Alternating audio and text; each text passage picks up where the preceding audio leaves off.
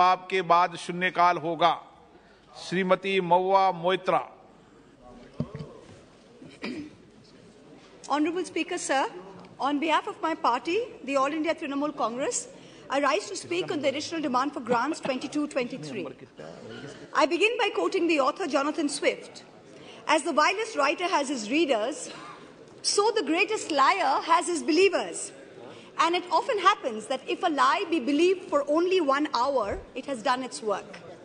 Falsehood flies and truth comes limping after it. This government has us believe every February that this country's economy is going great guns. We are the fastest growing, most efficient global player. Everyone is getting employment. We're getting gas cylinders. We're getting electricity. We're getting pakka houses.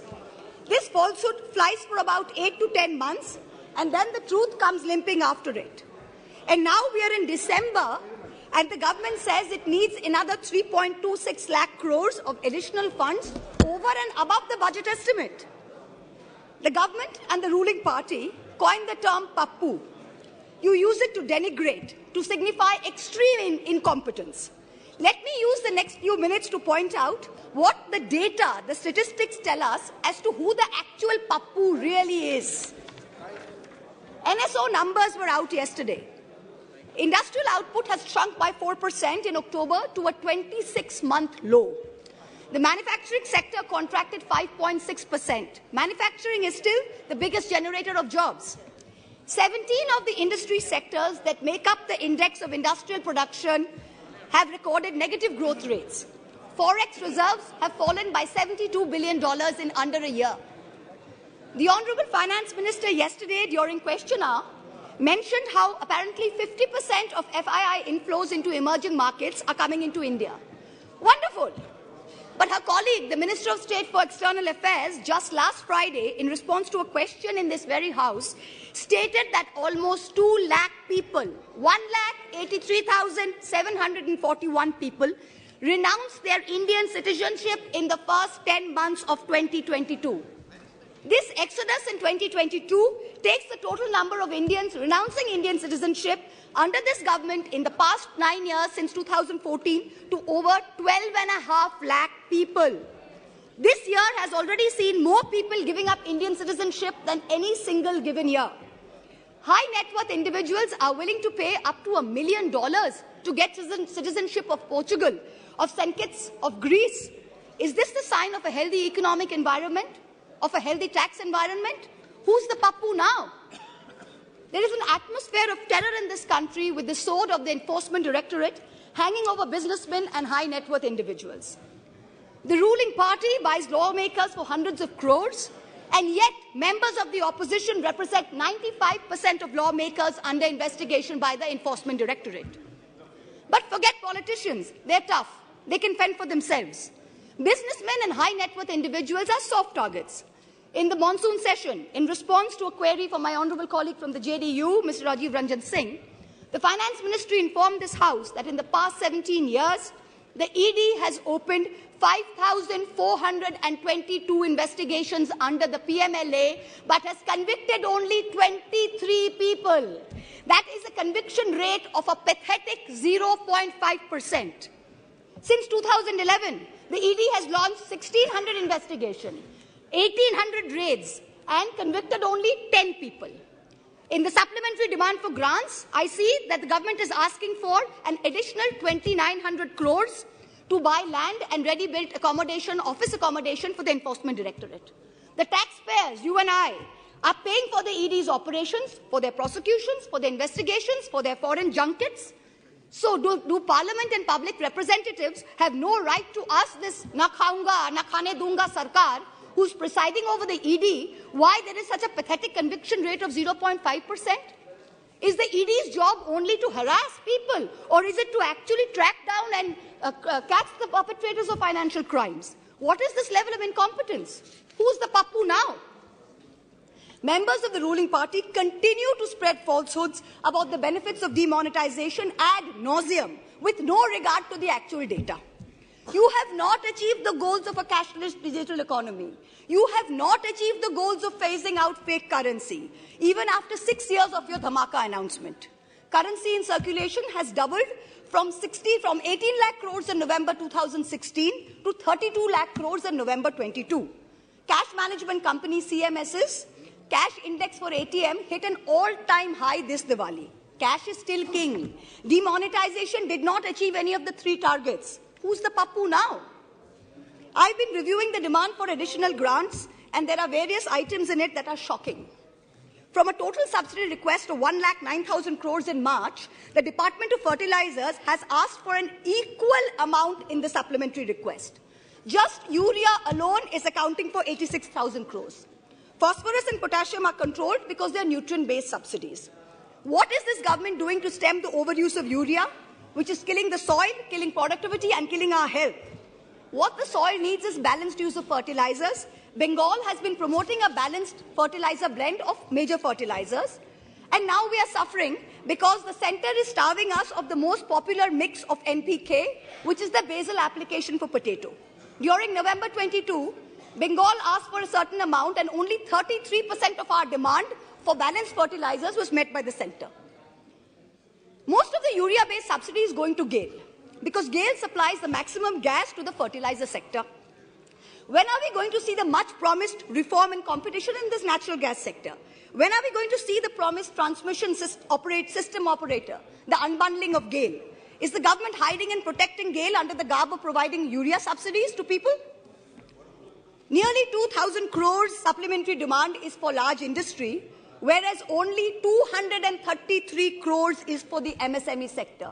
But the MSME sector accounts for 90% of jobs in the industrial sector. These are very distorted priorities. About 45,000 crores demand is for Manrega and other rural employment schemes. This is far too little, far too late. The rural sector accounts for nearly 2/3 of employment in this country. Field reports suggest that only a very small fraction of rural households are getting Manrega jobs. That too, not more than 30 to 40 days instead of the assured 100 days. That too, there's a 3 to 4 week lag in wage payment simply because there is inadequate allocation of funds. There is also no supplementary demand for subsidized food delivery under PDS. There's an overall anti-poor bias in the supplementary demand for grants. BSNL is being provided, this is very interesting, BSNL is being provided a viability gap funding of 18,000 crores for rural wireline operations. Prima facie, I don't have a problem with this. But if the government of India wants to keep giving BSNL viability gap funding, it is also giving it free spectrum worth 30,000 crores. Then why not make BSNL free roaming rural for everybody? If I'm not a BSNL user, I'm an Airtel user. I am paying for BSNL's free spectrum. It is not only BSNL subscribers who are paying for it. So if Airtel has poor network in a rural area, why can my phone not latch on to BSNL?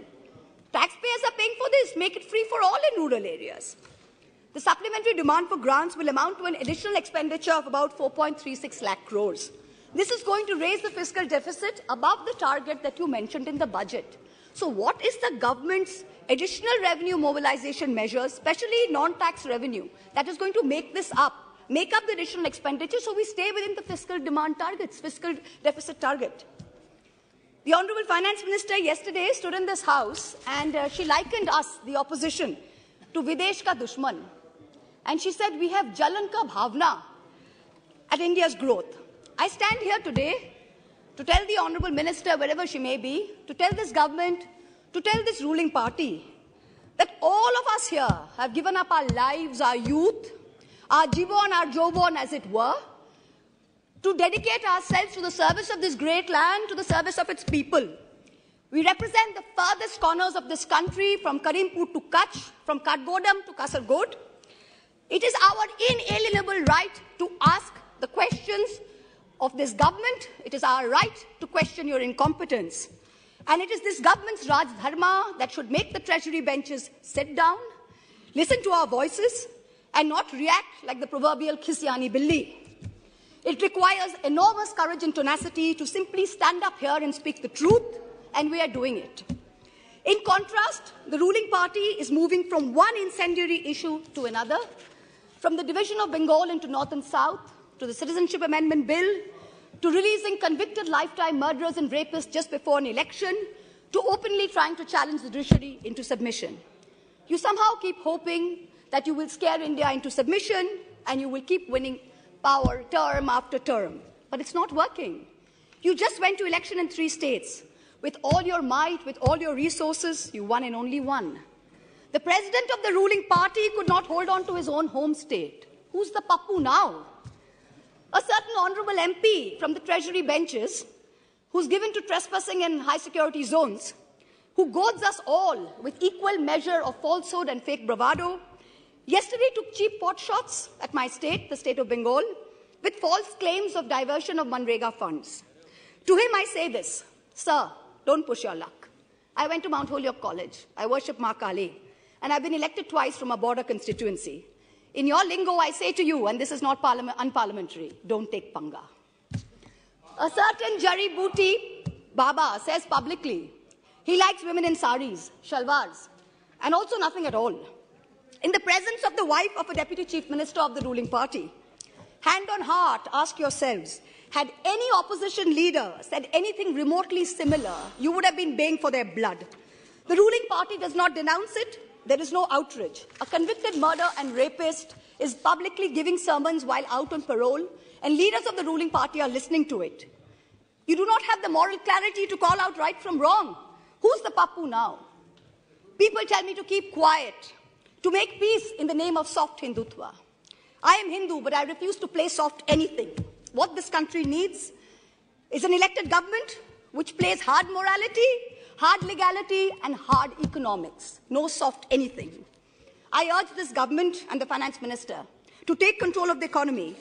And I urge the people of India to take control over who they give the reins of this country to. सवाल ये नहीं है कि बस्तियां किसने जलाई. सवाल यही है कि पागल के हाथ में माचिस किसने दी. This is a question that India needs to answer. Thank you very much. Jai Hind. Shri A.M. Arif ji. Thank you.